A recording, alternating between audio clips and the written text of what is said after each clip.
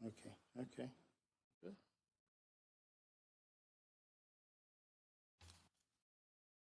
Give me 1 second.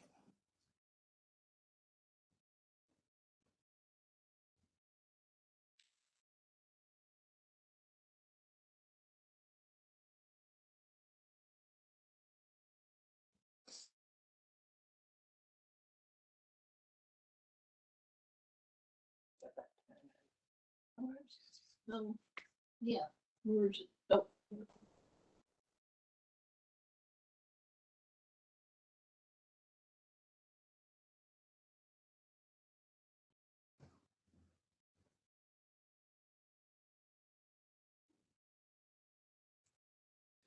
Okay, let's try this again. Good evening. Legislative Day number 23 will now come to order.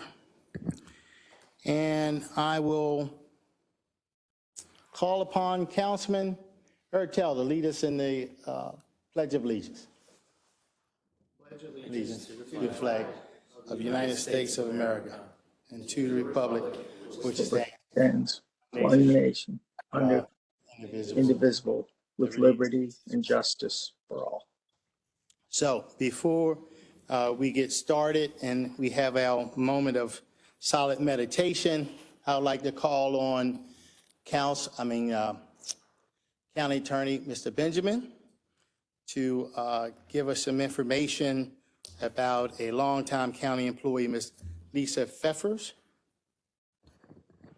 Thank you, Mr. Chair. Ms. Pfeffers worked at our office under the Office of Law for 2 years. I believe before that she was under the Office of Budget and Finance. I would ask that everyone please keep her friends and family in prayer. Unfortunately, she passed away unexpectedly last week. She was someone who was very well liked, very passionate with her work, very dedicated to the county. And she looked out for the county's interests as if it was her own. She'll be very much missed by so many, including myself. Thank you. Thank you, Mr. Benjamin. And of course, let's keep her and her family in our prayers as we pause for a moment of solid meditation.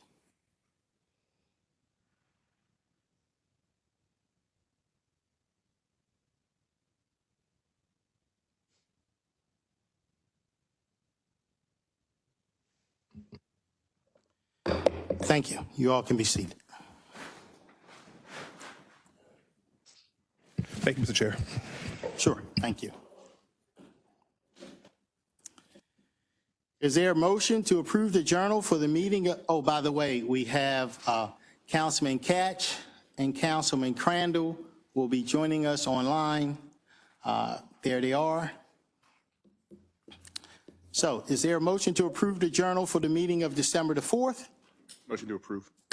It's been moved. Is there a second? Second. All in favor? Aye. Aye. Aye.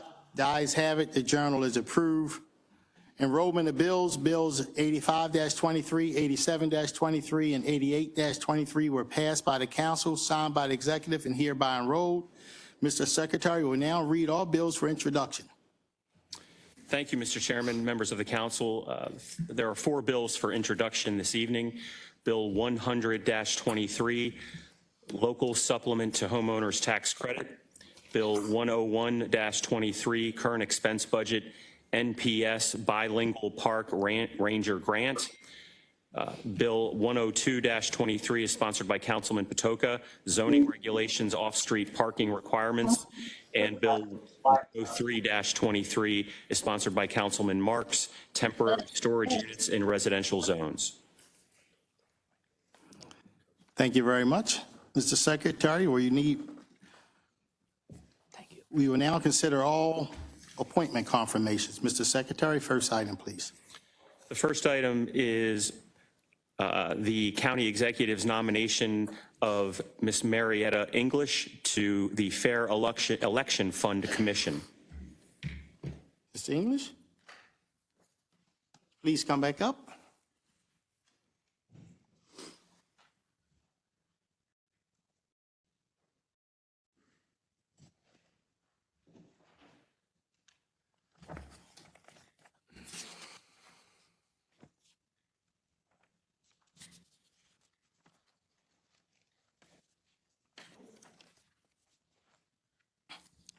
Thank you, Ms. English. We had extensive conversations and testimony from you during the work session.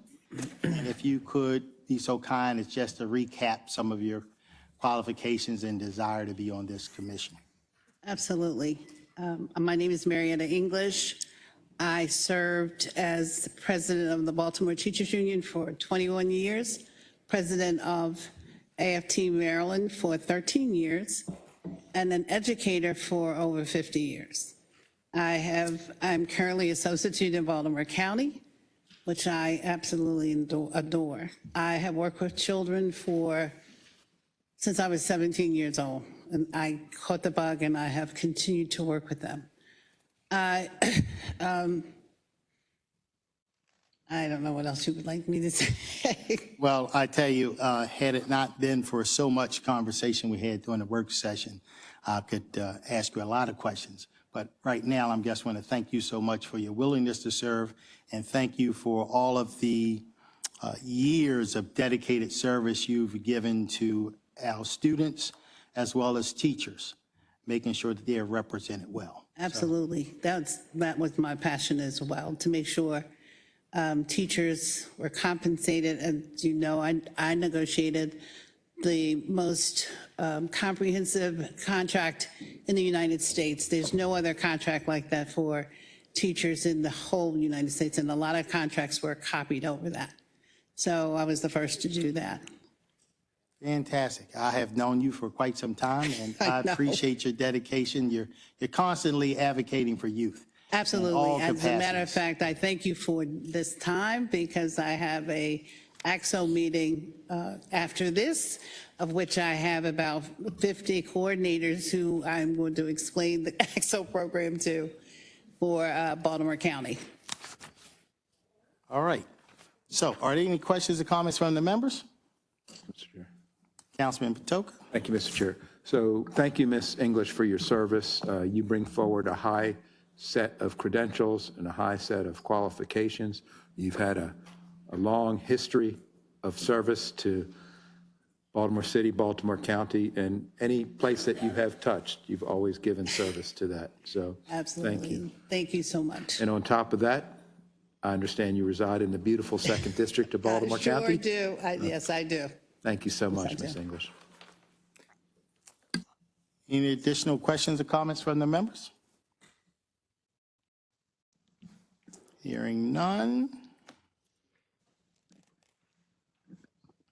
Is there a motion to approve the appointment? I will. Second. It's been moved and seconded. Mr. Secretary, please call the roll. Mr. Jones? Aye. Mr. Patoka? Aye. Mr. Young? Aye. Mr. Catch? Aye. Mr. Marks? Aye. Mr. Ertel? Aye. Mr. Crandall? Aye. The ayes have it. The appointment is confirmed. Congratulations, Ms. Thank you English. so very much. Thank you. Thank you.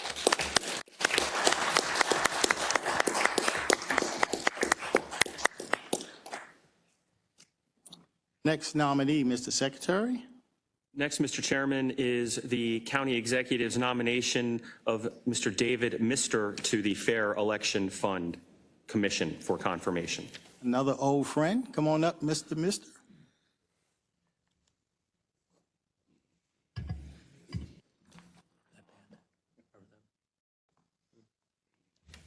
Good evening, Chairman Jones, members of the council, David Mister. I can give you a thumbnail sketch. Licensed attorney to practice the state of Maryland for 49 and a half years, 6.5 years as an assistant state's attorney. Thereafter, private practice representing various clients. Have engaged in public service and pro bono work for clients, as well as partial pro bono work on the Federal Criminal Justice Act panel. Most of my public service has been on behalf of the University of Maryland system, in which I've been president of 2 alumni associations, as well as a director of the board of directors of the University of Maryland System Foundation. Okay. Fantastic. Once again, I appreciate your willingness to serve and appreciate all the service you've done in Baltimore County for the years you've been here. Any questions or comments from the members? Is there a motion to approve the appointment? So moved. So moved. It's been moved and seconded. Mr. Secretary, please call the roll on the appointment. Mr. Jones? Aye. Mr. Young? Aye. Mr. Patoka? Aye. Mr. Catch? Aye. Mr. Marks? Aye. Mr. Ertel? Aye. Mr. Crandall? Aye. Okay. The ayes have it. The appointment is confirmed. Congratulations, Mr. I thank the county executive for his confidence and the esteemed council for their confidence. Thank you. You're more than welcome. We appreciate your willingness to serve.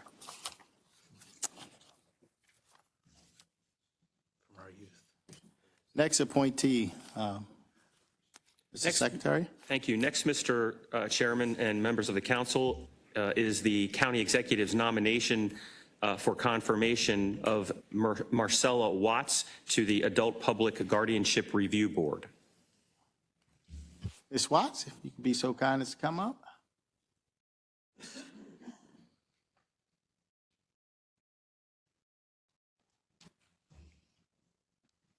Hello. How are you? Good. How are you? Good, good. If you don't mind, if you could be so kind as to tell us a little bit about yourself. Sure. I have a background in human services everywhere from, I was a teacher for 8 years for Baltimore City Public Schools where I taught special education. I also did some work as a case manager for the Children's Home in Baltimore County. I am currently a health insurance specialist for the Department of Health and Human Services, specifically with the Centers for Medicaid and Medicare, where I work on Medicare mostly with just a little bit of Medicaid. I work to ensure that requirements are met to make sure our seniors receive the quality health care that they deserve. I also do a lot of volunteering. I am currently a member of the Emerging Leaders Committee with St. Vincent de Paul, and I am working on my membership with the Baltimore Junior League this upcoming January. And I also volunteer with numerous shelters such as Sarah's Hope and a lot of different places within Baltimore. Okay. Thank you very much and appreciate your willingness to serve on the Adult Public Guardianship Review Board. Are there any questions or comments from the members? Thank you. Okay. Is there a motion to approve the appointment? Motion to approve? Second? Second. It's been moved and seconded. Mr. Secretary, please call the roll. Mr. Jones? Aye. Mr. Patoka? Aye. Mr. Catch? Aye. Mr. Marks? Aye. Mr. Ertel? Aye. Mr. Crandall? Aye. Mr. Young? Aye. The ayes have it. The appointment is confirmed. Congratulations, Ms. Watts. Yay, Thank you very much. Thank you very much.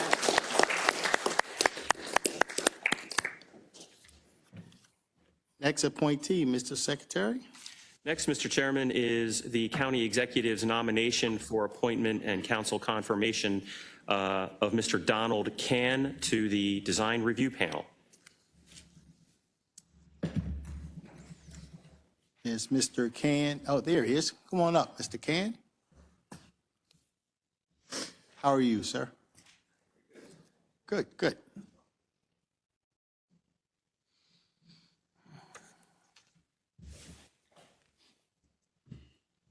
All right, if you could be so kind as to tell us a little bit about yourself. Certainly.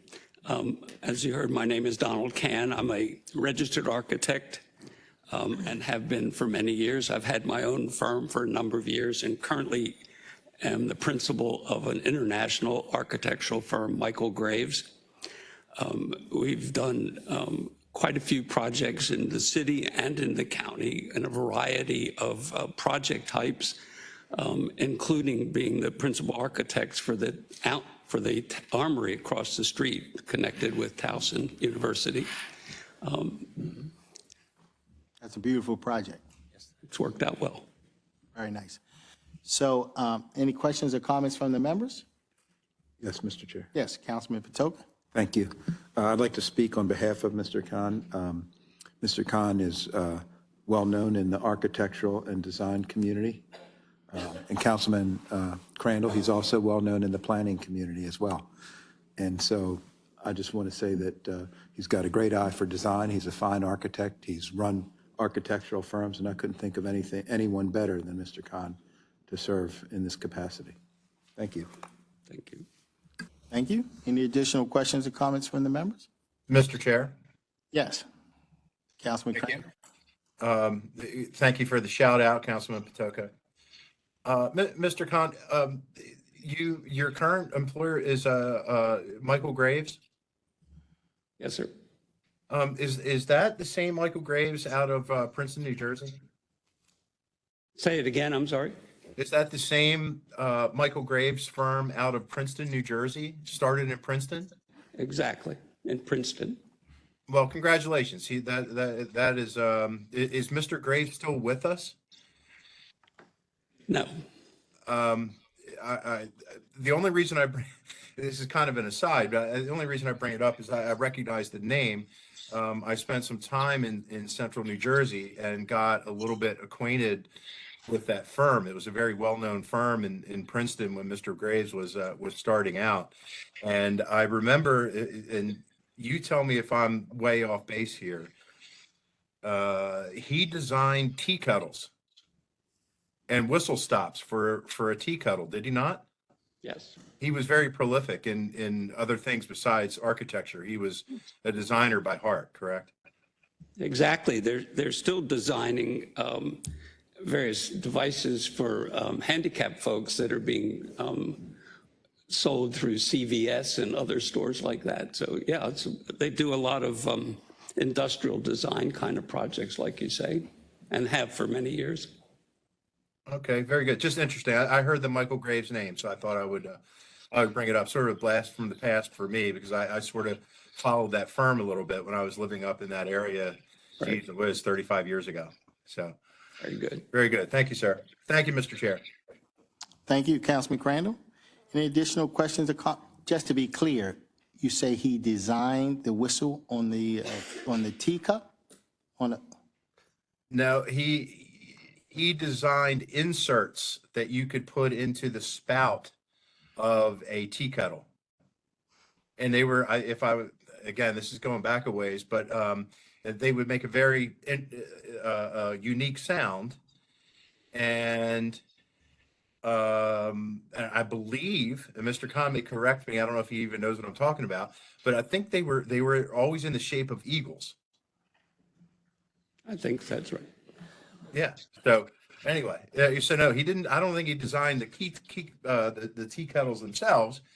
He designed the insert on the spout that would make a particular noise when the water was boiling. Learn something every day, Mr. Chairman. That I do, and I thank you so much for sharing. So, any additional questions or comments from the members? Motion to approve? It's been moved. Is there a second? Second. It's been moved and seconded. Mr. Secretary, please call the roll. Mr. Jones, Aye. Mr. Catch, Aye. Mr. Marks. Aye. Mr. Ertel. Aye. Mr. Crandall, Aye. Mr. Young. Aye. Mr. Patoka. Aye. The ayes have it. The appointment is confirmed. Congratulations, Mr. Khan. Thank you very much.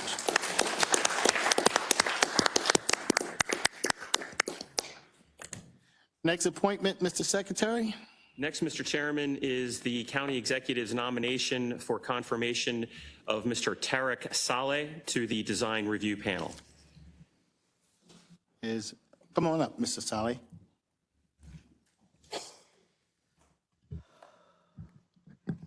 Again, it's good to see you, and thank you for your willingness to serve. And if you could be so kind to share a little bit about yourself with us. Yes, my name is Tarek Saleh. I'm an architect. I've been working in the state of Maryland for about 20 years now.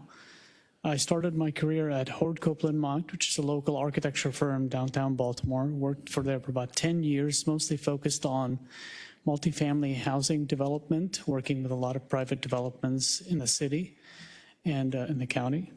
And then I transitioned to Air St. Gross, which is another local architecture firm. We do focused on higher education projects. So I've done work at Towson University, University of Maryland, Morgan State, Goucher College. and a lot of other universities, local and out of state as well. I'm currently a design principal at AECOM. AECOM is a multinational company, over 50,000 employees worldwide. My role is focused on design mainly in the office, and I work mainly out of our Baltimore or Hunt Valley offices. We have offices across the area in DC as well, so I oversee design in those offices. I'm an advocate for design. I'm an advocate for good design in our city, and I understand the importance of actually focusing on that and seeing how that impacts our communities. Okay. Thank you very much. Are there any questions or comments from the members? I just have one quick comment. I'm very excited that you're from the 6th District in Towson, and motion to approve unless others have questions. Okay. Absent any additional questions or comments, it's been moved. I'll second it. Mr. Secretary, please call the roll. Mr. Jones? Aye. Mr. Marks? Aye. Mr. Ertel? Aye. Mr. Crandall? Aye. Mr. Young? Aye. Mr. Patoka? Aye. Mr. Catch? Aye. The ayes have it. The appointment is confirmed. Congratulations, Mr. Soleil. And thank you so much for your swift service.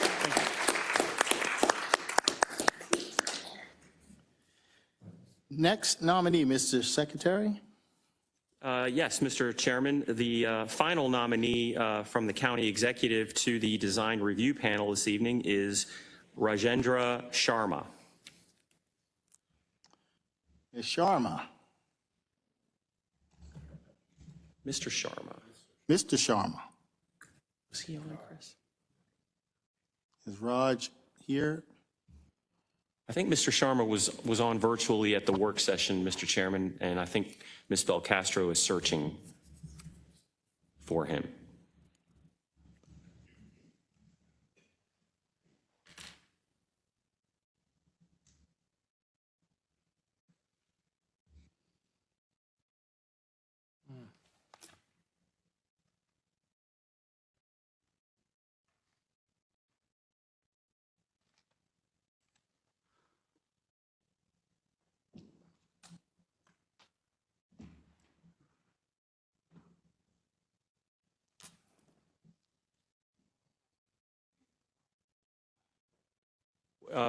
While we do that, Mr. Chairman, we could move on to the next appointment if Okay.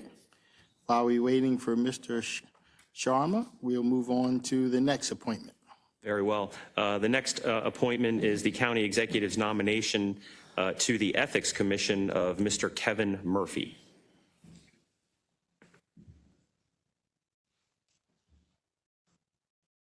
Good afternoon, Mr. Murphy. Good evening, I should say. Great, great.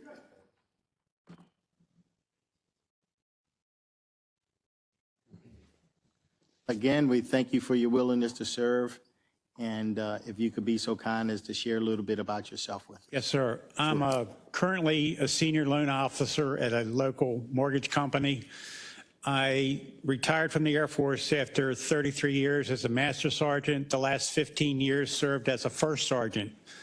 I'm still a Boy Scout leader for the past 30 years, and I'm on a number of boards, one being the Towson Chamber of Commerce, the Greater Baltimore Board of Realtors, and Mr. Jones, we're going to recruit you for the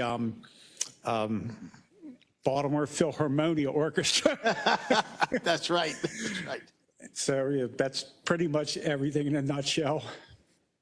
Well, I thank you for your, not just your willingness to serve, but your service thus far, whether it be in the service and also willing to serve and help mentor our youth in terms of being a Boy Scout leader. We thank you so much for that. That's a true pleasure. Absolutely. Well, there's no shortage of a need there, and we appreciate your taking the time and talent to do it. So, any additional questions or comments from the members? Motion to approve. It's been moved. Is there a second? Second. It's been moved and seconded. Mr. Secretary, please call the roll. Mr. Jones? Aye. Mr. Ertel? Aye. Mr. Crandall? Aye. Mr. Young? Aye. Mr. Patoka? Aye. Mr. Catch? Aye. Mr. Marks? Aye. Okay, the ayes have it. Congratulations, Mr. Murphy. Thank you so much. Thank you. Thank you for the honor to serve.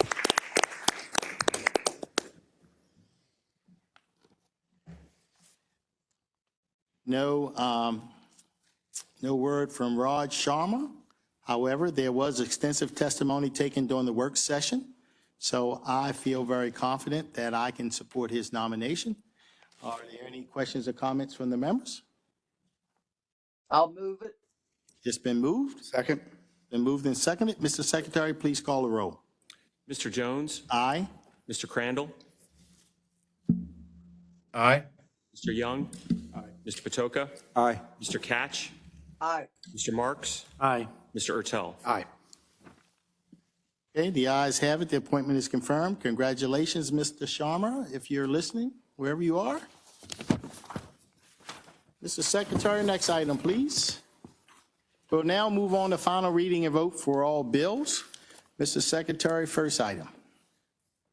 First, Mr. Chairman and members of the council, is Bill 83-23, County Charter, Office of the Inspector General. Okay, before we get started, if you will, I will make a brief statement. And just to be very clear, from the very beginning, I have always been very supportive of the Office of Inspector General and the recommendations of the Blue Ribbon Commissions on ethics and accountability. And I've never stated otherwise. I did, however, receive concerns from employees of Baltimore County as well as other stakeholders. I wanted to ensure that their concerns were aired in a public process as they were last Tuesday, and without diminishing the importance of those concerns, I have decided to move forward with the legislation as proposed without any amendments. This is exactly how the legislative process should work. I continue to share their concerns about privacy, due process, and government checks and balances. I feel very strongly about these principles.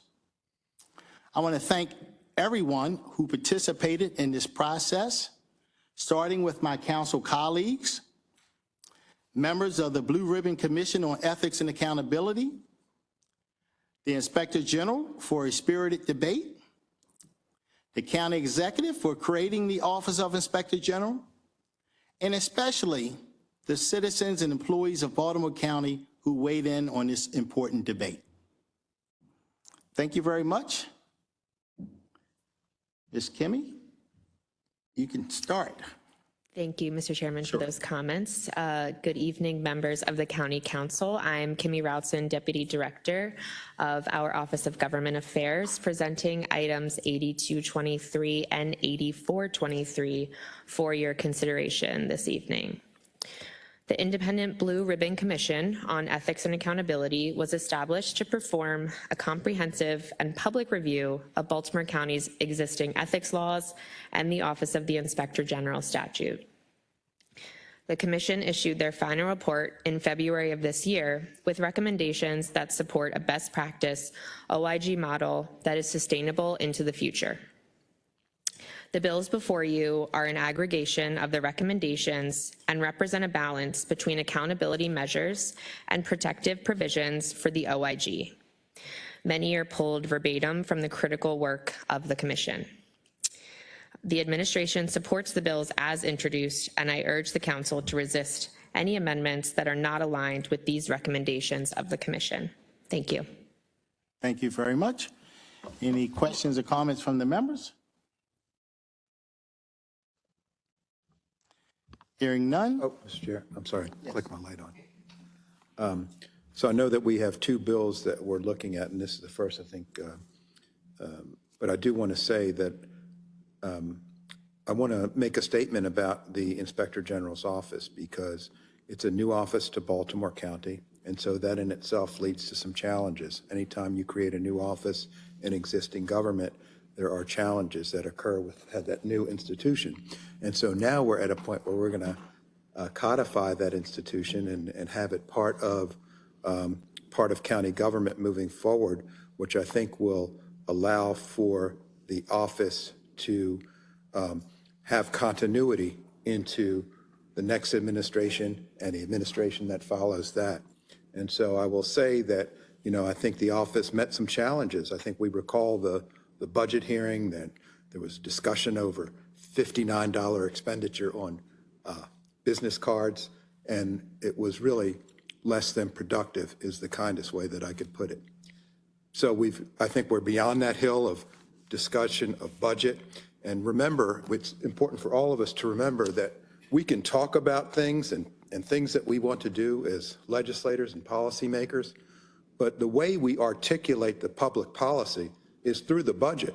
Because if we say we want to do A, B, and C, and then we don't budget A, B, and C, then we really don't want to do A, B, and C. And so when the Office of the Inspector General was first before us in a previous council, if it's something that we felt important, then we would budget it appropriately. And I think that's why I'm really pleased with where the point we are now, as opposed to where we were a week ago or even slightly before that we are now moving forward with a productive path for the county in terms of the Office of the Inspector General. I think Ms. Madigan has done an outstanding job and in leading that office. I think she's met challenges and there were bumps in the road, but certainly she is moving it into a level, as I said earlier, of continuity. So I just wanted to say that, things do change in government and it takes some adjustment, but change is good. And I think that we've come to a point where we're not only going to change it, but we're going to change the charter and code to make that change part of county government moving into the future. Thank you. Mr. Secretary, without any further questions or comments, call the vote. Mr. Jones? Aye. Mr. Young? Aye. Mr. Patoka? Aye. Mr. Catch? Aye. Mr. Marks? Aye. Mr. Ertel? Aye. Mr. Crandall? Aye.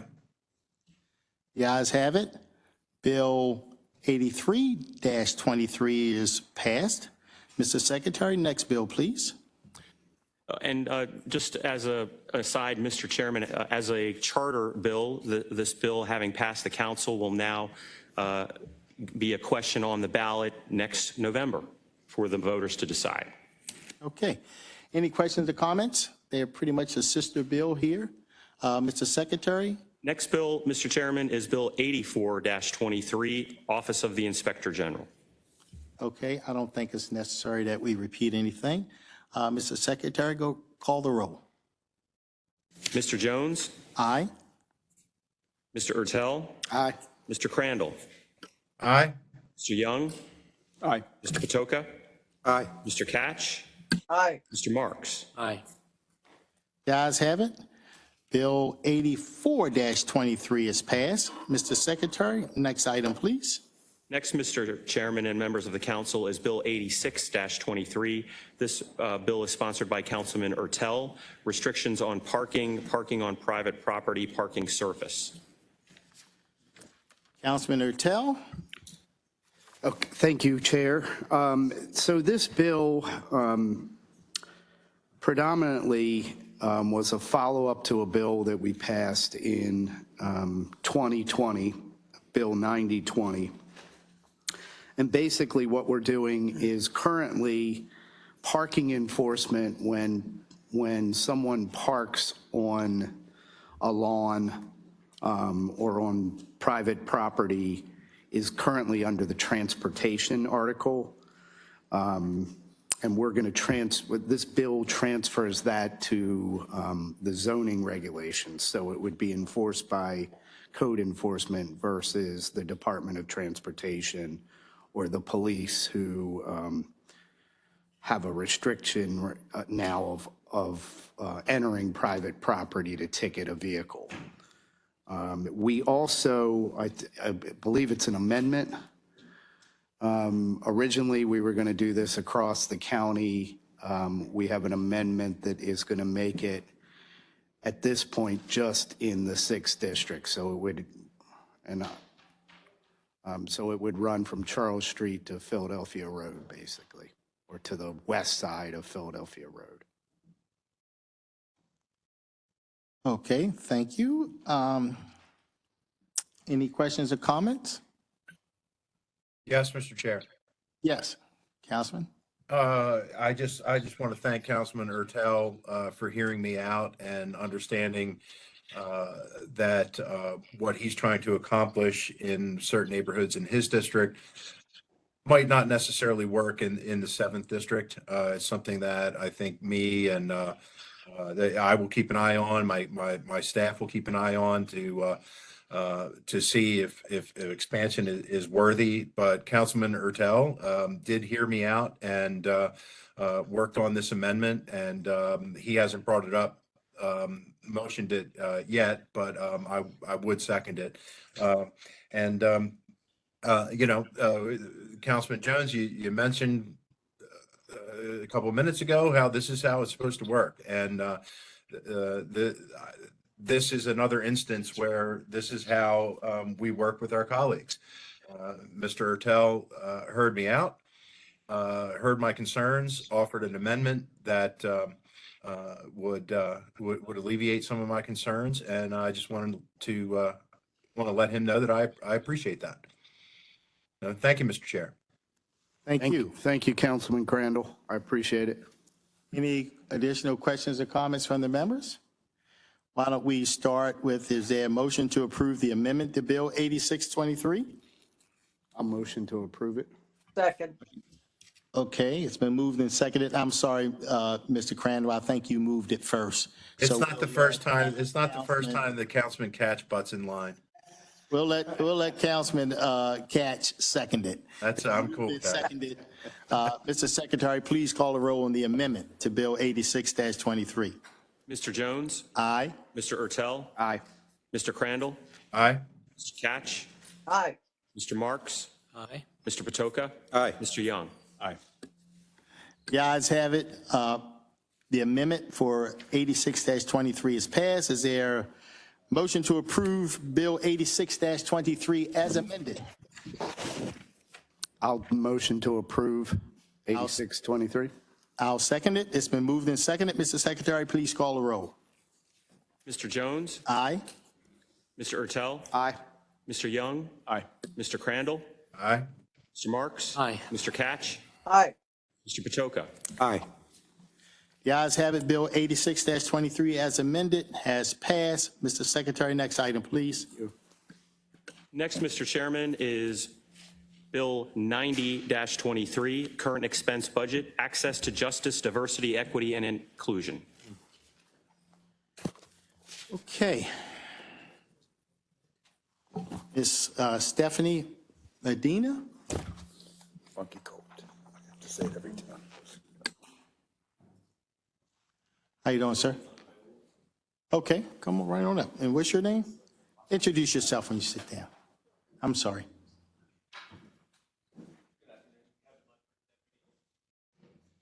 Oh, sorry about that.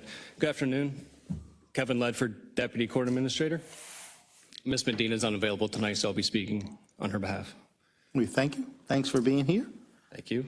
The Circuit Court is requesting the ability to receive funding from the Maryland Judiciary to hire a diversity, equity, and inclusion officer to help direct the initiatives set forth by the Equal Justice Committee out of the Maryland Judiciary and to help better promote a workforce inclusion access in the courts as decided by the Maryland Judiciary Branch.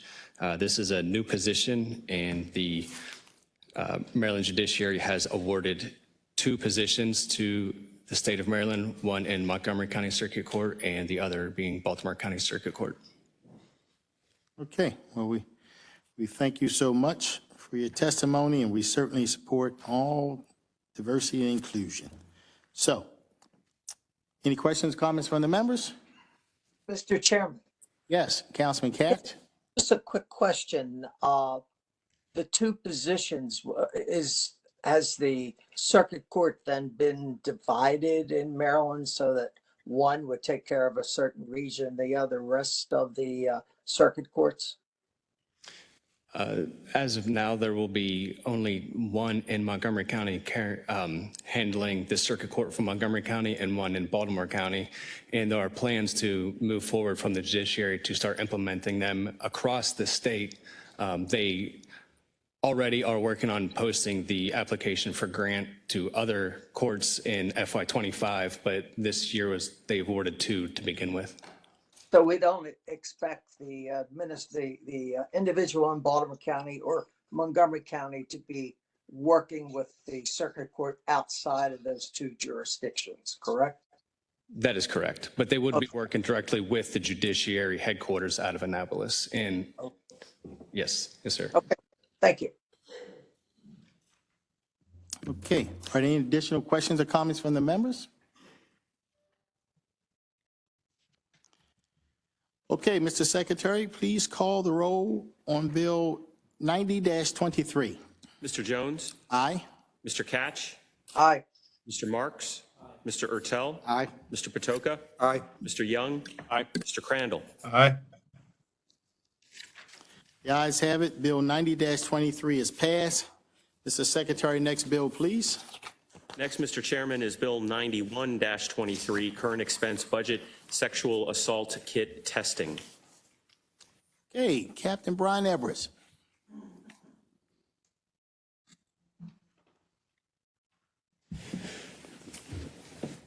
Good evening, Mr. Chair, Council.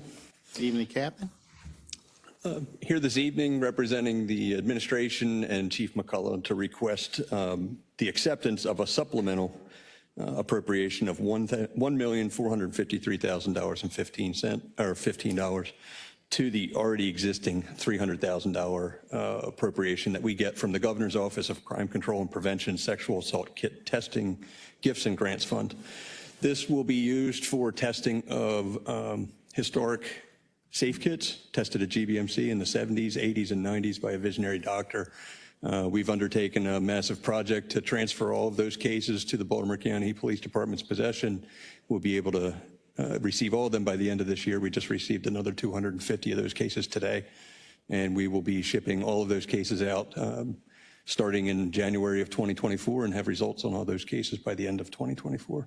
So this appropriation goes a long way to join in the partnership between state funds, county funds, private foundation, and a nonprofit that's all joining together in a partnership for this effort.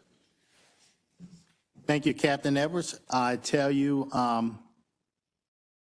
basically what has happened here is the long arm of the law has just got a little longer, or a lot longer, in terms of bringing people to justice.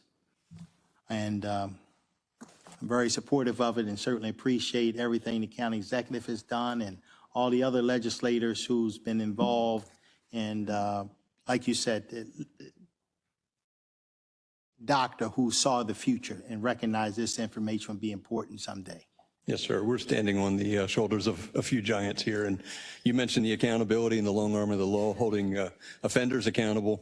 This also, I hope, provides some glimpse to this administration, this county, this police department's commitment to the victims and survivors of sexual assault, not forgetting them, not letting their investigations lapse, and again, holding their offenders accountable. Thank you very much. Are there any questions or comments from the members? Yes, Mr. Chair. Yes, Councilman Crandall. Thank you, sir. Captain, am I getting your rank correct? Sir. Captain, thank you for bringing this to us. I didn't mention this during the work session, but I wanted to mention this, that I had an occasion to visit the sexual assault forensics examination unit, I guess you can call it, at GBMC. Laura Clary, the RN who runs that facility, is a constituent of mine, and also a former Baltimore County Women's Commission Woman of the Year. They do incredible work over there. And I think by taking this step in the direction of forensic science, you really, we're helping the victims, But I think too, the people that, both in law enforcement and the forensic team over at GBMC that handle these things for us in Baltimore County, these terrible, terrible issues, these folks are dealing with people, they've just had their worst day on the planet. And they need to offer some solace to the victims that they are caring for while they're at that facility at GBMC. So I think that this bill and this measure to extend into sort of new forensic science, I think is really important for Baltimore County to do. And as I said, really just extends the service that we offer to both victims and the people that care for them. And I think this is going to go a long way to providing some solace for a lot of people involved in these horrible, horrible crimes. So, thank you, sir, Captain, for bringing it to our attention. Thank you, and thank you for your comments. The program at GBMC really is, it's one of the nation's leaders. As these programs are suffering nationwide, this is a highly specialized area of nursing. As it's suffering statewide, and I sit on a committee that I hear about those staffing woes, GBMC is flourishing. They are training nurses for not only statewide programs, but nationwide. You mentioned Laura Clary. Her staff there is a tremendously dedicated staff. They do a lot of work that's sight unseen. And for GBMC and their leadership, Dr. Chassar, it's really important to note that hospitals lose money on a SAFE program. They are reimbursed per exam, but they are not reimbursed for their space, for their equipment, for their training. And GBMC really is a service to the Baltimore County community. And you mentioned other efforts. Nancy Hackerman and the Hackerman Foundation is another key partner here to recognize Baltimore County is truly blessed to have the network that we have supporting our sexual assault victims and survivors. Okay. Thank you, Captain. Well said. Thank you, Mr. Chair. You're welcome, Councilman Crandall. Mr. Chairman. Yes. Yeah, Councilman Gatch? thank you. Captain, will you identify the pioneers in this program at GBMC? Sure, sir. Dr. Rudiger Breitnecker, emergency room doctor in the early 70s, began collecting evidence of sexual assault. He knew that there would be use for this evidence in the future, not knowing exactly what that would be. And of course, we recognize that now as the forensic testing of DNA. Dr. Breitnecker himself is the most visionary member here. Dr. B, as he's affectionately called. The GBMC Safe Nurses have a shirt that says, how long do we keep them? We keep them as long as we need to. And that's a quote by Dr. Breitnecker. He unfortunately passed a few years ago. There's other visionaries, Susie Beck, Dr. Palermo in the pathology department at GBMC, who've been the steward of these pieces of evidence since the 70s, have seen it all the way through to the near completion of transfer. Sergeant Rose Brady, several detectives in the Baltimore County Police Department that worked on this in the past and continue to work on it now, partly through their own personal interest and their own time and curiosity, which has eventually evolved into the formation of a cold case unit. And I can't help but say the support of Chief McCullough, who was also colonel of the Criminal Investigations Division at the time, and certainly County Executive Johnny Oshesky, who has been dedicated to this since the day he came into office. Thank you very much. And we're talking about nearly or 50 years of this service taking place and keeping some of keeping these records. Amazing, just amazing. Oh, thank you, Councilman Catch. Are there any additional questions or comments from the members? Mr. Secretary, the First Amendment, please? There is an amendment in your books, Mr. Chairman and members of the council, very technical in the amount of the grant on page 2, line 7 of the bill. It states $1.5 million, and the amendment would substitute $1,453,015 to be exact. Okay. Is there a motion to approve? Is there any question, comments from the amendment? None. Is there a motion to approve the amendment? Motion to approve. Been moved, seconded. It's been moved and seconded. Mr. Secretary, please call the roll on the amendment to Bill 91-23. Mr. Jones? Aye.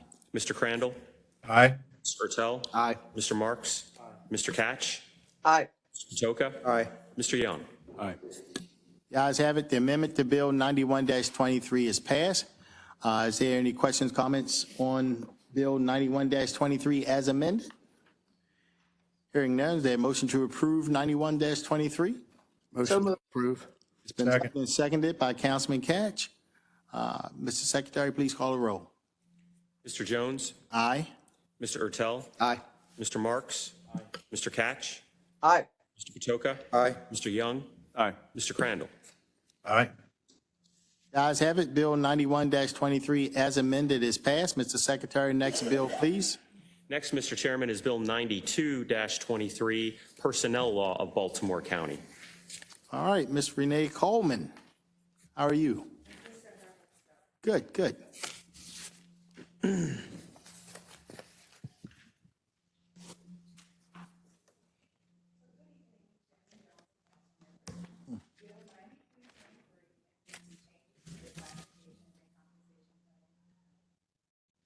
Oh, okay.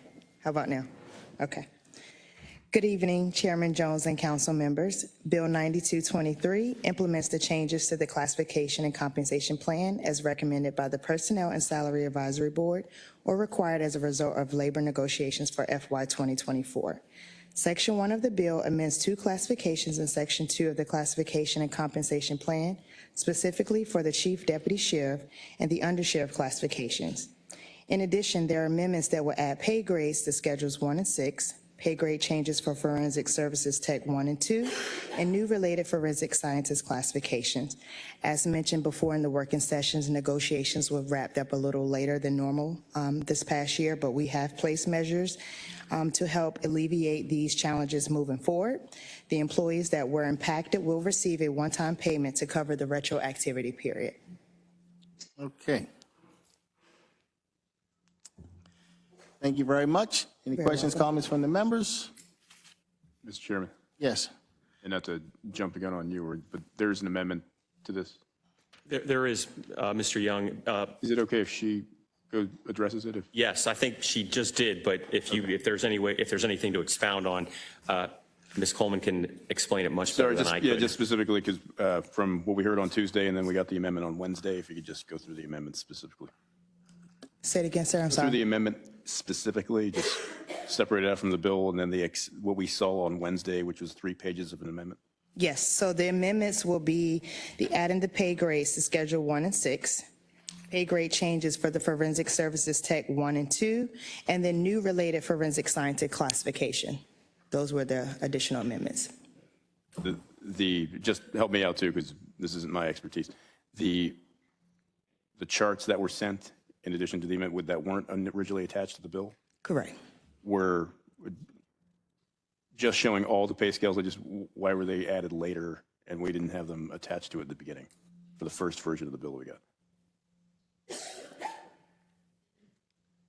I'm not trying to complicate, I'm just trying to, we got the amendment had 2 pages worth of charts that weren't in the original bill. I'm just trying to get specifically why, if we already knew what that was, why didn't we see the charts beforehand? I'm just trying to get an explanation for it.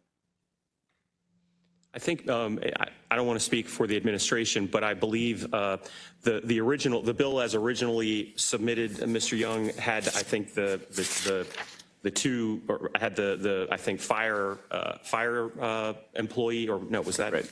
I'm trying to now, but, and then this came, right, this was to amend the pay schedules for the sheriffs. And then later, not long after the PSAB, I think, approved the pay increase or pay schedules for these other ones that are now being amended into the bill. I got it. I was Okay. asked if it would necessitate a new bill or if this could be part of amending the existing bill. And not for expediency, but since they were sort of part of the same whole, I made the strategic decision to allow it to be, at least for the council to consider it as an amendment. No worries. And I understand now the 2 additions, you added the pay scale. That's why it wasn't in the first one. I get it now. Okay. Thank you. Yes, sir. Yes, sir. Appreciate You're welcome. Thank you. Okay. So, any questions or comments from the members? concerning, what did you say, 3 pages of amendments? Right, yeah. Okay. Why don't we start with the amendments? You gave an explanation on the amendments. We heard from Mr. Boswick on the amendments. Favorable. It's been moved. Is there? Second. Second. It's been moved and seconded. Mr. Secretary, please call the roll on the amendments to Bill 92-23. Mr. Jones? Aye. Mr. Patoka? Aye. Mr. Catch? Aye. Mr. Young? Aye. Mr. Crandall? Aye. Mr. Marks? Mr. Ertel? Aye. The ayes have it. The amendment to Bill 93-23 is passed. Questions or comments on the bill as amended? Is there a motion to approve Bill 93-23 as amended? I'll move it. Been moved and seconded. Mr. Secretary, please call the roll. Mr. Jones? Aye. Mr. Crandall? Aye. Mr. Ertel? Aye. Mr. Young? Aye. Mr. Patoka? Aye. Mr. Marks? Aye. Mr. Catch? Aye. The ayes have it. Bill 92-23 as amended is passed. Mr. Secretary, next item, please. Thank you. Next, Mr. Chairman and members of the council, is Bill 93-23, Bond Ordinance. Okay. Mr. Kevin Reed?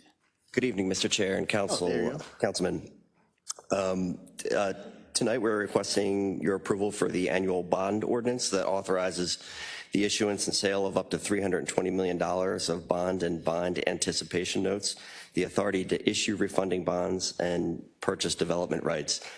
Again, this is an annual item of business that comes up, that we use bonds and bands annually to fund our capital projects that has been approved by voter referendum in accordance with 719 of the county charter. Again, the proceeds will be used to fund capital projects that were approved in our FY24 and capital budget based on our projected cash needs for each capital fund. And to break it down, the $140 million of consolidated public improvement, or CPI bonds, include $100 million for the schools, $18 million for public works, $15 million for the community college, $5 million for agricultural preservation, and $2 million for waterway improvement funds. The bill also authorizes up to $180 million in Metro District bonds, including the issuance through our Maryland Water Infrastructure Revolving Loan Program, where we may obtain lower rates. We have the ability to refund callable debt if needed, and we are monitoring that situation. With certain exceptions, the authority to issue these bonds and bands, this ordinance will expire December 31 of 2024. And we do an annual debt study, and we are currently in line with all of our key debt ratios.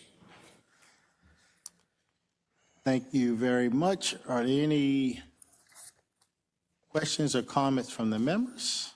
Chair, I have one question for Director Reed. Yes. Director Reed, on the,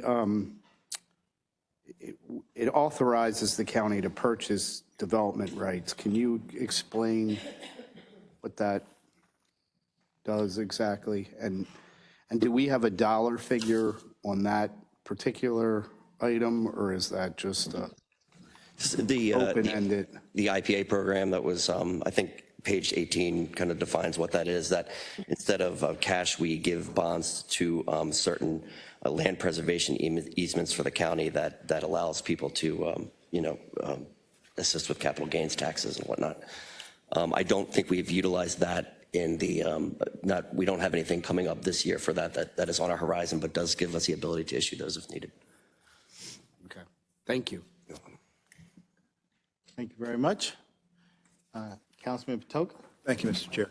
Mr. Reed, or Director Reed, just for the sake of clarity, so the amounts before us include bonds that have already been approved by the voters? Yes, sir. Not those that will be put before the voters at some time in the future? Correct. All of this debt, this right here has been prior approved by the voters. Okay, I just wanted to clarify. And in our capital budget approved. And then second question, it relates to the last, maybe the last sentence of what you said about debt ratios. And just to be clear again, for clarity purposes, the amounts that are included here are within the recommendations of the Spending Affordability Committee? Yes, sir. Yes, sir. One that we are keeping an eye on is our debt service to general fund revenues that, is inching up to the ceiling of 9.5%. Again, that's something that we are going to keep an eye on, and if we need to revise our that ratio, we will work with the Spending Affordability Committee. Great, thank you.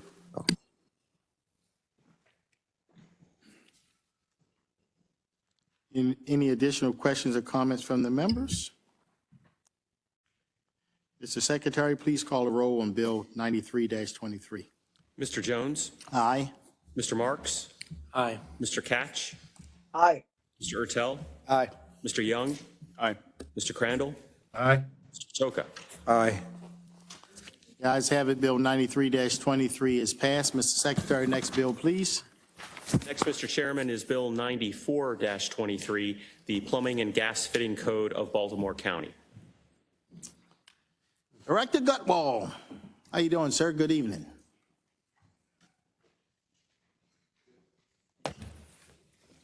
He has the three after this, too. I was just making sure the clock wasn't running on me already. 2 minutes. Good evening, Mr. Chair, members of the County Council. Bill 9423 adopts the 2021 International Plumbing Code, the 21 International Fuel Gas Code, and the Liquefied Petroleum Gas Code, and the National Fire Protection Association 2020 edition with small minor local amendments. Basically, what this bill is achieving is moving from the National Plumbing and Gas Fitting Code to the International Plumbing Gas Fitting Codes because they're a little more prescriptive and they provide a little more detail in terms of the processes and procedures. However, there's very minimal changes in terms of standards and modifications to the materials. So there you go. Any questions or comments from the members? Mr. Secretary, please call the roll on Bill 94-23. Mr. Jones? Aye. Mr. Young? Aye. Mr. Patoka? Aye. Mr. Catch? Aye. Mr. Marks? Aye. Mr. Ertel? Aye. Mr. Crandall? Aye. The ayes have it. Bill 94-23 is passed. Mr. Secretary, next item. Next, Mr. Chairman, is Bill 95-23, Development Management. Okay, Director Gutwall. Mr. Chair, members of the council. Back to you. Thank you very much. This bill is intended to provide a process to be consistent with the development review process and the way we approve plans and amendments to plans. So it was to reflect that other past practices that we don't longer recognize anymore in the county, that they don't exist. So we need to bring it up to the 2023 standards and follow that. However, I will just mention we do have an amendment to this because we had some unintended consequences when we drafted the original bill. Okay. Mr. Secretary, either you or Mr. Gutwall, you want to explain the amendment? I think Mr. Gutwall could probably do it better justice than I. I could give you the technical parts of it, but Mr. Gutwall might be able to do the substance better than I can. Essentially, the way the bill is currently written, there's a tweak that would state that if a public hearing is determined by the Director of PAI to be required, that the ALJ shall act as hearing officer, County Review Group or CRG, or the Joint Subdivision Planning Committee, JSPC, as applicable. This replaces language that was in the original bill that needed that change. I think it was a drafting error, and it just needed to be corrected. But Mr. Gutwall. He did a very great job at it. So there are those other past practices, but we wanted to clarify exactly what the process would be in this amendment when those county review groups or the joint subcommittee and county group, if that was the way it was originally passed, that way it would go back to the ALJ as acting as that entity to approve the plan. We also recognized that in some instances we wanted to make sure that of the modifications, as you guys are aware with the PUDs and things, there are modifications that we weren't eliminating that overall plan that was approved originally under, those situations when it was a PUD or modifications to the plan. We weren't, unintended consequences was that we were going to recognize and sustain that. However, it was material. This is the process that it would take. So that's the amendment.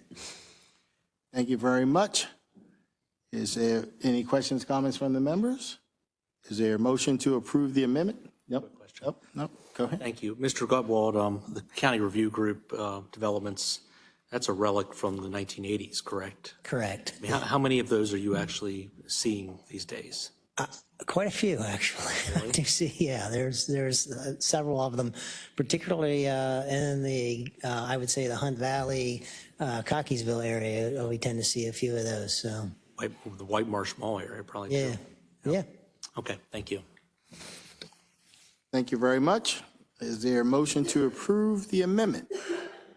Motion to approve. Is there a second? Second. It's been moved and seconded on the amendment. Mr. Secretary, please call the roll on the amendment to Bill 95-23. Mr. Jones? Aye. Mr. Patoka? Aye. Mr. Catch? Aye. Mr. Marks? Aye. Mr. Ertel? Aye. Mr. Crandall? Aye. Mr. Young? Aye. The ayes have it. The amendment to Bill 95-23 is passed. Any questions or comments from the members on 95-23 as amended? Hearing none, is there a motion to approve 95-23 as amended? So moved. It's been moved and seconded. Mr. Secretary, please call the roll.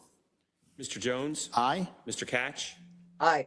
Mr. Marks? Aye. Mr. Ertel? Aye. Mr. Crandall? Aye. Mr. Young? Aye. Mr. Patoka? Aye. The ayes have it. Bill 95-23 as amended is passed. Mr. Secretary, next item, please. Next is Bill 96-23, Development Management. Mr. Chairman. Councilman Catch. Yeah, thank you very much. I'm going to move that this legislation be delayed for 2 weeks for consideration. As many of you know, this development review policy, there is controversy about it, and the controversy in my district centers around public input, public information, etc.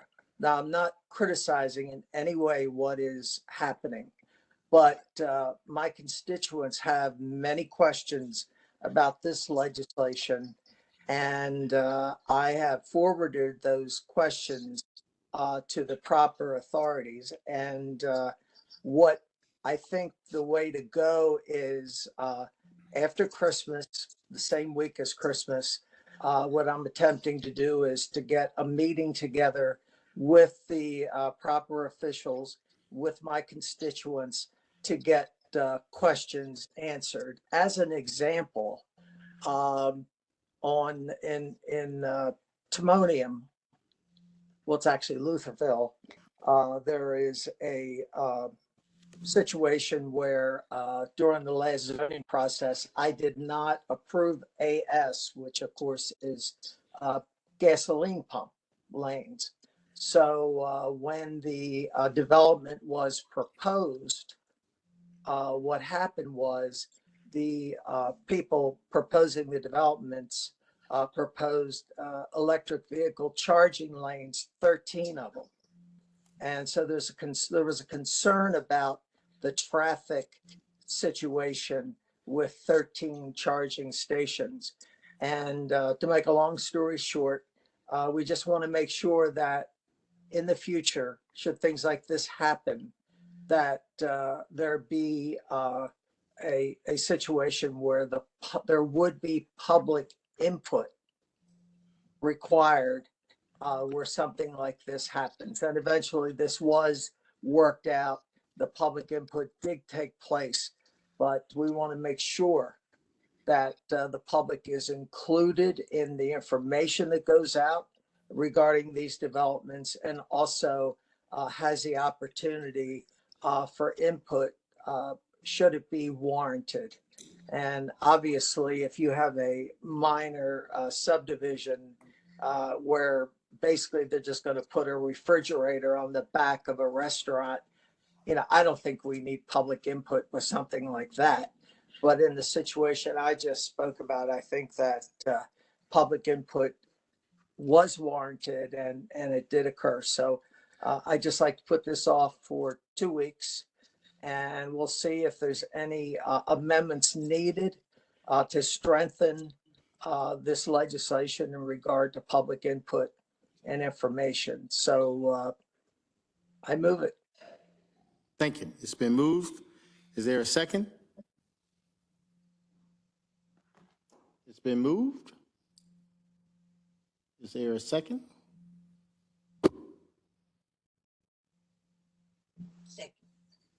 It has, there is no second. Okay. Mr. Secretary, Councilman Katz, you have a situation here where your amendment to extend it has not been seconded. So would you like to proceed? No, it fails. Well, the amendment fails. The motion fails. The motion fails, right. No, I basically what's going to happen then is I will proceed with the meetings and probably be in a position where I'm going to have to introduce additional legislation should we find that there's any weakness in this particular legislation. So, that would be the alternative. Okay, is there a motion to? Mr. Chair, Yes. can I want to ask Councilman Cass a question, if I may? Councilman, the scenario that you described was with the EV fueling lanes. Was that process as a limited exemption? Yes. Was it non-material change process as a limited exemption? Yeah, it was yes. Okay. And it was then the community association, in essence, proceeded. They hired a lawyer, et cetera, and the end result was that it was public input did take place. There was a hearing, et cetera, but unfortunately, they had to spend the money to pursue this. I mean, the problem was that this intersection is not suitable for all this traffic. And so that's why I didn't give it the AS. And for 13 charging stations, I mean, you can see with the possibility of more traffic. So anyhow, that's it. Oh, that's one we're gonna. Okay. Well, the limited exemption process is inherently a public process. So that's why I didn't second your motion. I've had some experience with this dealing with Trade Point Atlantic. Okay. And I remember, and you were on the council when we passed Bill 8615, which specified that the limited exemption process was the process by which development, commercial development, at least on the Trade Point Atlantic property. And I remember concerns from the community about lack of community input. And once I looked into it, I learned that the limited exemption process is indeed a public process with its own hearing. Well, then I'm incorrect.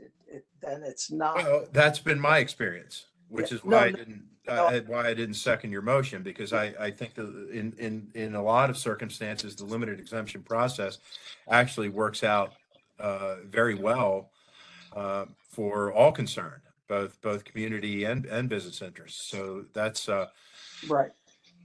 This was declared a minor development, which is why it was exempt from the process of the public input, et cetera.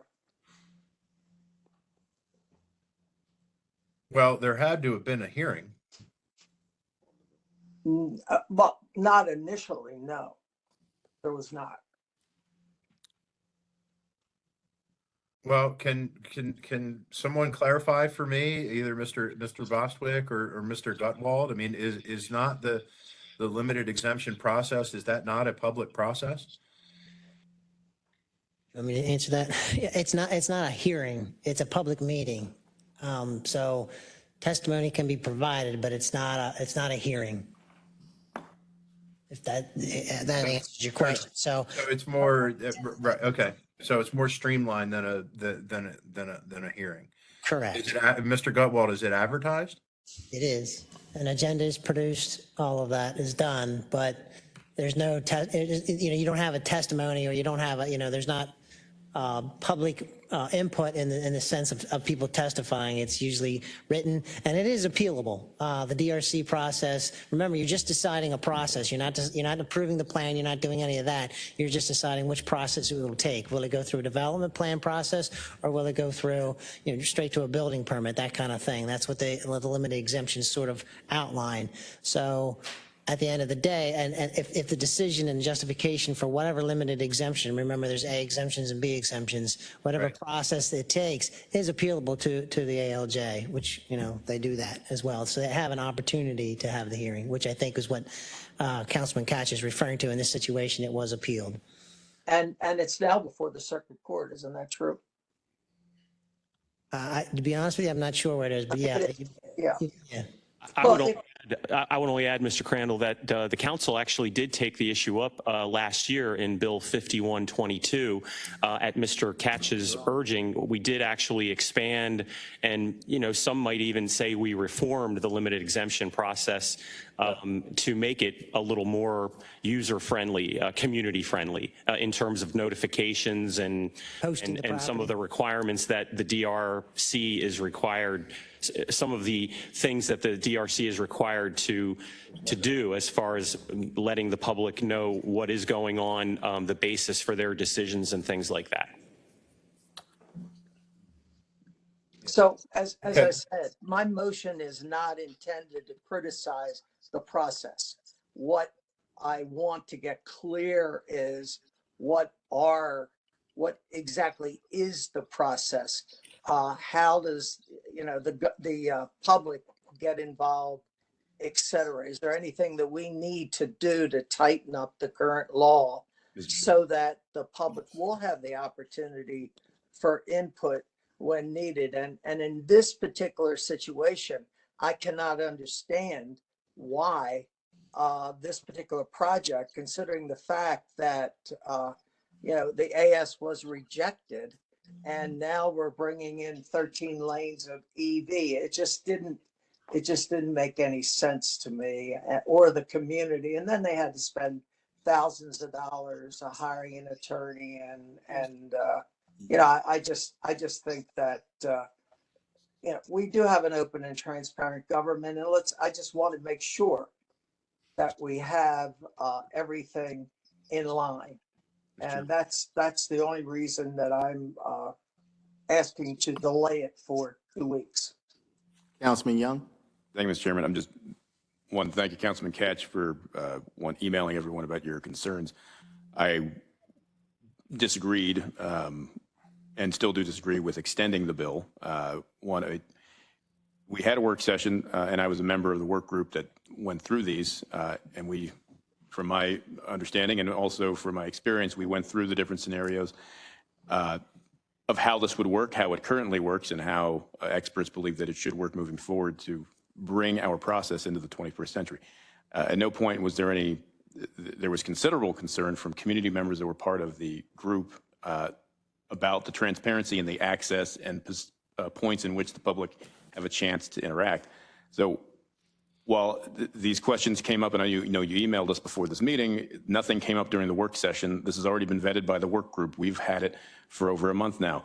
It's already been vetted by legal as well. I think that the scenario you presented, which was we pass the bill and you come up with something to present as its own standalone bill so that the department as well as the other members can see it. Because at this moment, I understand that you have a particular scenario that you just presented to us that I don't have a lot of experience with, but I don't see that it warrants extending the bill if that makes sense. So I just wanted to put my 2 cents out there. One is the member that was on the work group, and also that participated in the conversations that made sure that transparency was still present throughout the entire process, and even in our streamlining, making sure that it was still honored by the ability for folks to weigh in during that process.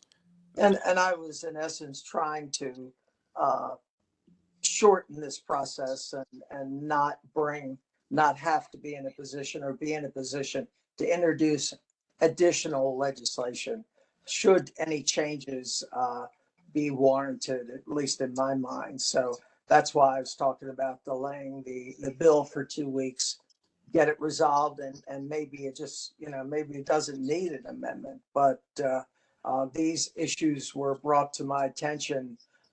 Actually, I think it was like right after that hearing on last Tuesday. I have to look at the dates of the information I sent you, but there's been quite a bit of information going back and forth, questions going back and forth. Okay. Thank you very much, Councilman Catch. And I think we have Councilman Marks.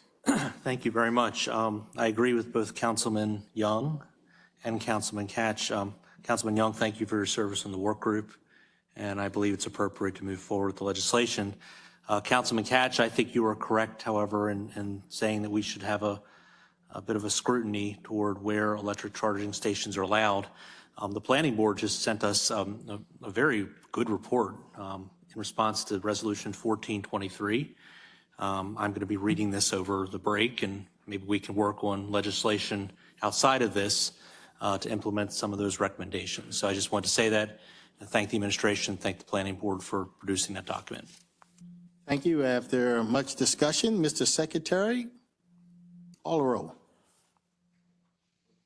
Mr. Jones? Aye. Mr. Marks? Aye. Mr. Ertel? Aye. Mr. Crandall? Aye. Mr. Young? Aye. Mr. Patoka? Aye. Mr. Catch? Aye. The ayes have it. Bill 96-23 is passed. Mr. Secretary, next item, please. Next is Bill 97-23, Development Management. Mr. Gutwall. Good evening once again. So in the name of transparency, this is a section of the code which we are eliminating the ability for the director of PII to waive the ALJ hearing. And that's simply all that does is that there is an option in the code that allows the director to waive the requirements of a hearing. And we're scratching that in the name of transparency, to be honest. Okay. Any questions, comments from the members? Mr. Secretary, please call the roll on Bill 97-23. Mr. Jones? Aye. Mr. Ertel?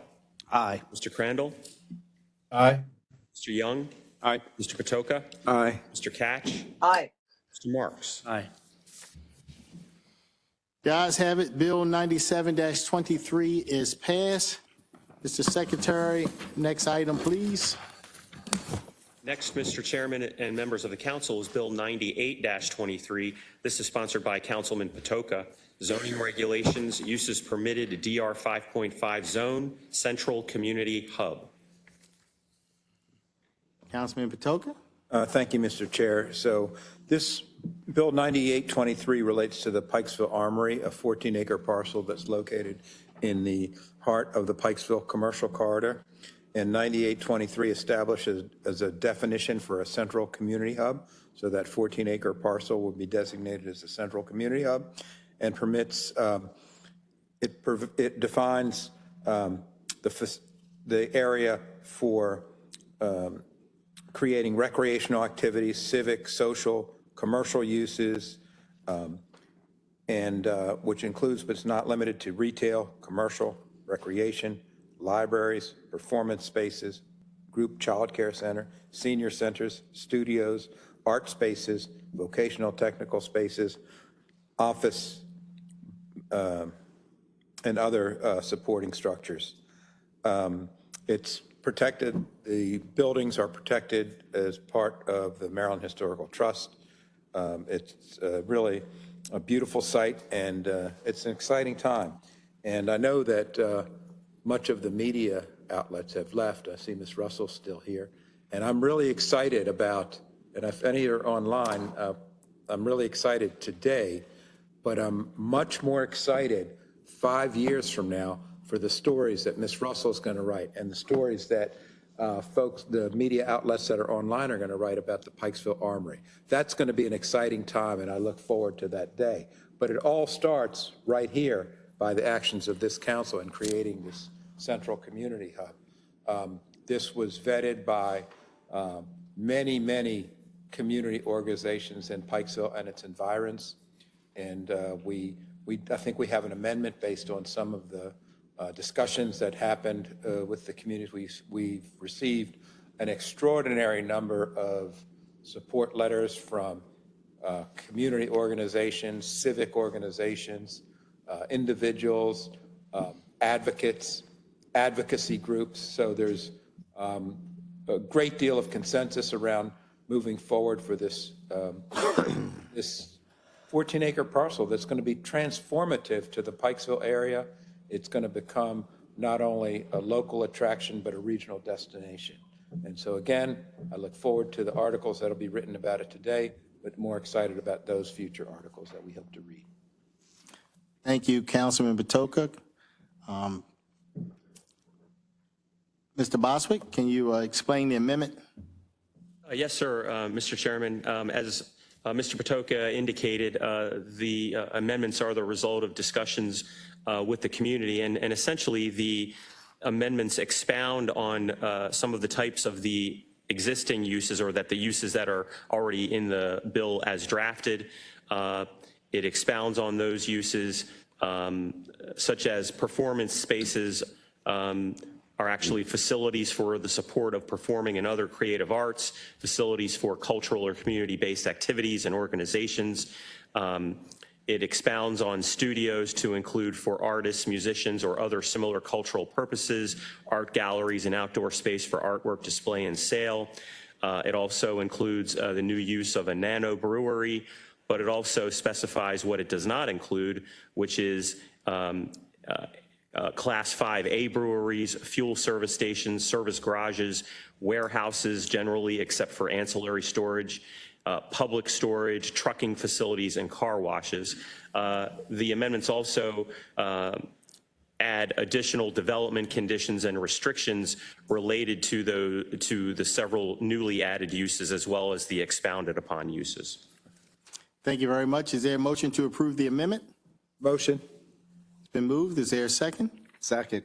Been moved and seconded. Mr. Secretary, please call the roll on the amendment to Bill 98-23. Mr. Jones? Aye. Mr. Patoka? Aye. Mr. Catch? Aye. Mr. Young? Aye. Mr. Crandall? Aye. Mr. Marks? Aye. Mr. Ertel? Aye. The ayes have it. The amendment is passed. Is there a motion to approve 98-23 as amended? Motion. It's been moved. Is there a second? I'll Second. second. It's been moved and seconded. Mr. Secretary, please call the roll on 98-23 as amended. Mr. Jones? Aye. Mr. Patoka? Aye. Mr. Crandall? Aye. Mr. Ertel? Aye. Mr. Marks? Aye. Mr. Catch?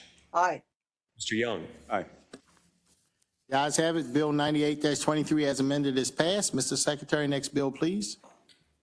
Next, Mr. Chairman, is Bill 99-23, sponsored by Councilman Catch. Zoning regulations, uses permitted, RC2 zone, water treatment and plumbing services shop. Councilman Catch. Yeah, Mr. Chairman, this legislation is intended to keep a Baltimore County business in Baltimore County. This is, the company's called Liberty Pure, and they're located on Paper Mill Road. They've outgrown their facility. They want to expand. They want to expand in the area covered by the Manor Conservancy. I told Liberty Pure that if they could get Manor Conservancy to agree, that I would introduce the bill. Manor Conservancy has signed an agreement with Liberty Pure, so we're ready to go. And if this legislation doesn't go through, they're going to move to Harford County. So I want to keep it in Baltimore County, the tax revenue. And of course, I think that, I know that the majority of their customers are in Baltimore County, so it'll be better for all concerned. Thank you very much, Councilman Katz. Any questions or comments from the members? Mr. Secretary, please call the roll on Bill 99-23. Mr. Jones? Aye. Mr. Katch? Aye. Mr. Patoka? Aye. Mr. Young? Aye. Mr. Crandall? Aye. Mr. Ertel? Aye. Mr. Marks? Aye. Ayes have it, Bill 99-23 is passed. Council will now consider all fiscal matters. Extensive testimony was taken at the council's work session on December the 12th. The witnesses who testified at the work session is available to restate their testimony if needed. I will now call upon the secretary to read the cover letter for fiscal matters 1 through 4. Certainly, Mr. Chairman and members of the council. Contract number 1, fiscal matter number 1, is a contract with Enel X Advisory Services USA LLC. Fiscal matter 2 is a contract with Teledyne Instruments Incorporated, doing business as Teledyne ISCO Teledyne SSI. Fiscal matter 3 is a contract with Lexipol, and fiscal matter 4 is a contract with Dogwood Kennel. Questions or comments from the members?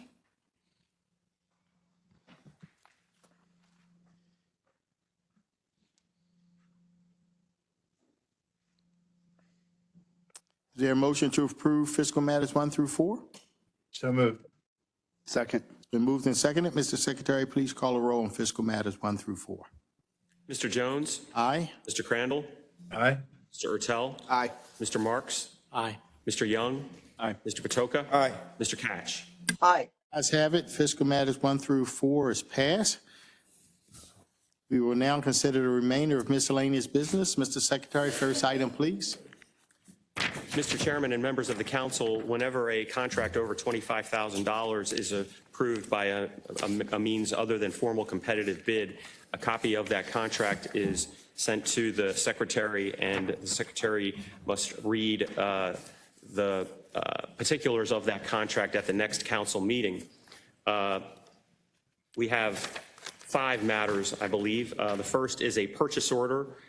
This purchase order with MWCOG for the purchase of Law Enforcement Information Exchange. The award total is $30,000. Next is a supplier contract with Agilent Technologies Incorporated. This is an agreement to provide 3 years of extended maintenance for 2 gas chromatograph mass spectrometers. Award total of 3-year estimated award total of $70,441.20. Next is a supplier contract with Ames Incorporated for the purchase of crane pumps and systems. 5-year estimated award total of $2.25 million.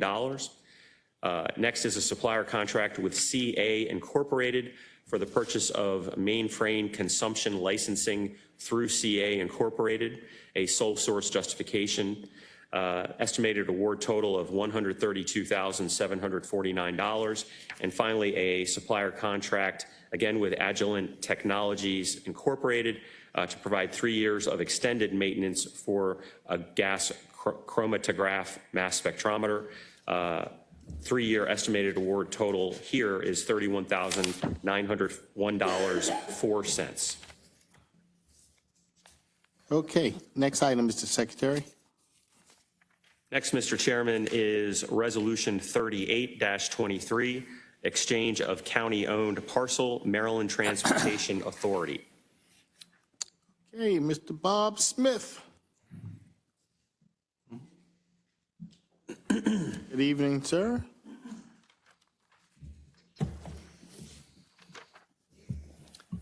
Good evening, Council Chair, members of the County Council. The administration is requesting approval of a land exchange with the Maryland Transportation Authority to convey approximately 25.4 acres of county-owned property valued at $300,000 located on the east side of Rothel Road and bordering the north side of I-95 in Kingsville to the MDTA pursuant to a previously approved memorandum of understanding. In exchange for the county property, the MDTA will convey approximately 35.6 acres of property valued at $450,000 located at 11211 Rothel Road and will provide a $2,750,000 financial contribution to the county to utilize for additional park improvements on the property, which will serve as an addition to the Mountain Vista Park in the Upper Falls area. The conveyance of the properties will allow the MDTA to construct a maintenance facility with direct access to and from I-95. Questions or comments from the members? Yes, Councilman. Go right ahead. Councilman Marks. Thank you very much. 9 years. We worked on this for 9 years. I see Ms. Rogers smiling. She has been one of my partners, and thank you for all of your help. Thank the county executive, Mr. Smith, and your department. The Hogan administration worked on this with us. This is a real great night. We are voting, hopefully, to approve the acquisition of 36 acres of land on Raphael Road in Upper Falls from the Maryland Transportation Authority, along with a 2.7 million contribution from the state. So we are receiving $2.7 million from the state and 36 acres of land. In return, the county will convey 25 acres to the state along Interstate 95. The land swap moves a proposed Maryland Transportation Authority maintenance facility next to the highway where it belongs and away from the rural neighborhoods of Upper Falls and Bradshaw. It is a win-win for everyone involved. With this final approval of land by Baltimore County, we've put to rest any question that the state would be building a maintenance facility in the heart of the Kingsville area with noisy trucks ruining its quality of life. And with the acquisition of the 36 acres, the size of Mount Vista Park will grow to 147 acres. Plus, as I said, the county is receiving money to improve the park in the future. I would like to thank the county executive and his senior staff, including Ms. Rogers, who has worked very, very hard on this, and the leadership of the Department of Recreation and Parks for their support. I'd also like to commend the leadership of the Maryland Transportation Authority, primarily former Executive Secretary Jim Ports for all their help. And I want to acknowledge our state legislators, Senator J.B. Jennings and delegates Ryan Naraki and Kathy Shalega have been uniformly supportive. We've talked a lot tonight about how government is supposed to work. This is exactly how government should work. Having worked on this project for nearly a decade, I can say that without a doubt, this is a perfect example of how government should conduct its business across levels of government and across party lines. Thank you to all involved. Thank you very much. And sir, may I add that we should also recognize Director Johnson, who had played a pivotal key role in this acquisition as well. Yes. Okay. Ms. Rogers? Thank you, Mr. Chair. And I just want to say, this is one of those oddities that in public management you think about long after you're gone. This project was introduced to the county 9 years ago. And when I came on board and the team briefed me on this, it was clear. I mean, Waterford crystal clear, which is one of my favorite sayings, that this was a good thing for everyone involved. I have no idea why prior decision-making did not move this project forward. It was a long process because it was very complicated in what we had to do. But I'm very pleased that we were able to work with you, Councilmember Marks, to get this done for the residents of Kingsville, because you put yourself in their place. Get a new park or have trucks coming up and down your main thoroughfare. Not a hard question at all. So thank you for working with us, even though it took about 2 years even for us to do it after we came on board, maybe 2.5 years because of the technical things that we had to do. Yeah, and you know, it's going to help operations for the entire Interstate 95 corridor. You're going to have a new maintenance facility right there next to the highway. Councilman Crandall, it's going to help your constituents in Dundalk, and Councilman Young, your constituents coming up 95 from Catonsville, and throughout Baltimore County. This is a truly win-win scenario. Very excited tonight. Thank you all for making this possible. Okay. Oh, Councilman Patoka. Thank you. I just want to say congratulations, Councilman Marks. It's a great model that hopefully we can replicate across different areas of the county. You've set up a template for how to do that, how to create more park space in a win-win situation. So, you know, with that, you challenge the second district for its great beauty. But I will say that I think there are applications of the same model. That's why I call it a template across the county. For example, in the second district, we have a state highway facility on West Joppa Road, and the state is no longer using it. And I would ask that the administration, the Director of Rec and Parks, and I know that our state partners in the 11th District have certainly discussed this. So I think there are, you know, that's something I see through the lens that I have in the area that I represent. And I'm sure my colleagues across the dais here and those that are online also have similar areas. And we can use, what we call this, the Marks model. We use the Marks model across the county to create large swaths of park and play areas in each of our respective districts. So congratulations again, Councilman Marks. Mr. Chairman. Yes, Councilman Katz? Yeah, thank you. Just to, with the Joppa Road property, there are some issues with it. There are pollution issues that, you know, should the county be able to secure it, may cost quite a bit of money to resolve those issues. Thank you very much, Councilman Katz. Any additional questions or comments? Mr. Chair, just to address Councilman Katch's, thank you, Councilman Katch. I am aware of that, but we would hope that the issues of environmental contamination are the state's issues. So we would hope that the state who owns the property now would address that, and then we would look at open space potential after that. Thank you. And then plus it's the State Highway Administration that, well, you know, they are the ones that caused the problem. Of course, you got to realize that, you know, throughout the years, I mean, people were throwing dirty motor oil down the stormwater system, not realizing what damage it would cause in the future. So, yeah, I agree with you. The state should be the ones to clean it up. Absolutely. Thank you for noting it, Councilman Katch.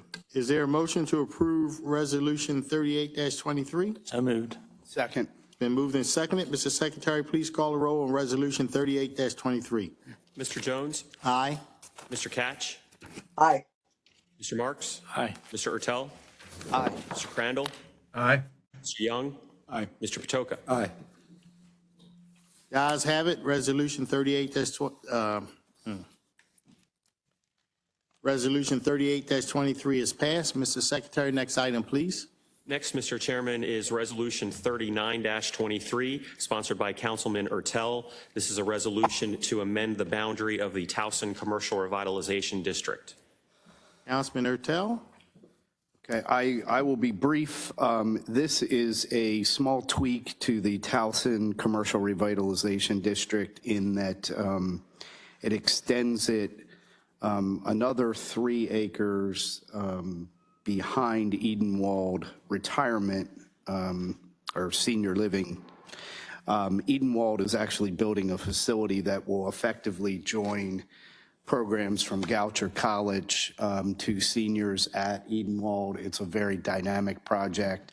The Commercial Revitalization District designation will help them with some things like architect on-call services and possibly loans if needed. I don't know that they actually will need the loans, but they have the Commercial Revitalization District on Edenwald proper, and we're just merely adding it to the back of the property as well. That's actually predominantly on Goucher's campus. Okay, is there any questions or comments from the members? Is there a motion to approve Resolution 39-23? I'll motion to approve it. Second. Been moved and seconded. Mr. Secretary, please call the roll on Resolution 39-23. Mr. Jones? Aye. Mr. Ertel? Aye. Mr. Young? Aye. Mr. Patoka? Aye. Mr. Katch? Aye. Mr. Marks? Aye. Mr. Crandall? Aye. The ayes have it. Resolution 39-23 is passed. Mr. Secretary, is there any further business to come before the council There's no, I'm sorry. tonight? There is no further business, Mr. Chair. Is there a motion? Is there any further, let me see, is there a motion to adjourn the meeting? So moved. Second. It's been moved and seconded. All in favor?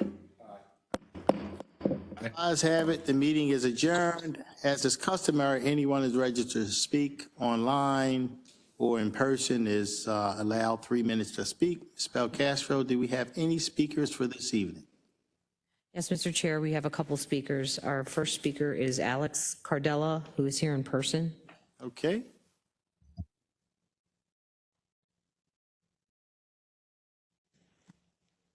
Maybe not. He registered to speak on an item that's already been voted on this evening, so I have a feeling that he probably. Okay. And Next then person?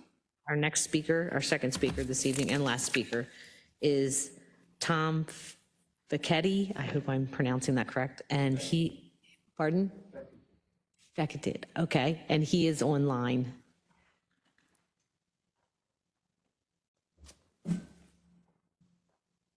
Sir, you are online. You can begin your testimony or turn your camera on if you prefer. Thank you.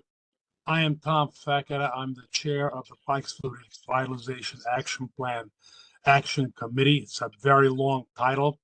And a week ago, I spoke in favor of Councilman Patoka's proposal to create the Central Community Hub at the Armory property.